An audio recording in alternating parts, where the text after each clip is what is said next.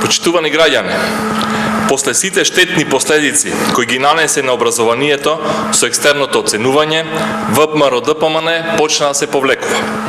Со новите законски решенија, ВМРО-ДПМН не сака и не може да ги поправи штетите кои ги нанесе. Само се убедуваат да ги ублажат последиците по нивниот рейтинг.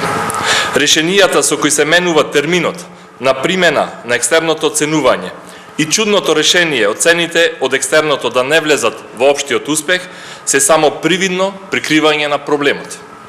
Иако привидно се олеснува како процес за оценување на учениците, контролниот механизам за наставниците и понатамо останува со сите штетни последици.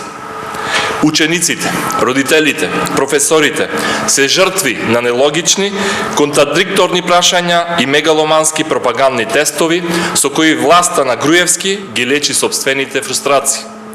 Екстерното оценување, наместо дополнително да се усложнува, треба целосно да се укине. Напоменуваме дека владата, предводена од СДСМ, како прва мерка во образованието, ќе го укине екстерното оценување. При тоа, ќе ги поништиме сите оценки добиени од екстерното оценување во една законска процедура.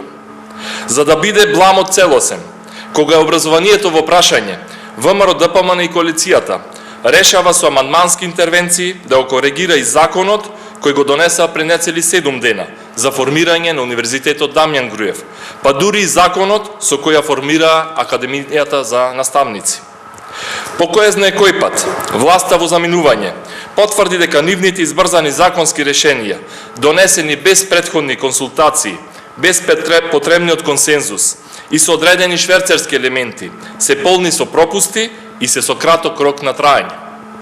За сите спроведени експерименти во образованието и за целата штета која им ја нанесоа на сите претходни генерации ученици, штетниците ќе одговараат. Реформи во образованието ќе има по демократските промени, но за нив последниот збор ќе го има стручната фела и се разбира сите оние кои се вклучени во образовниот процес, а тоа се учениците и образовниот кадар.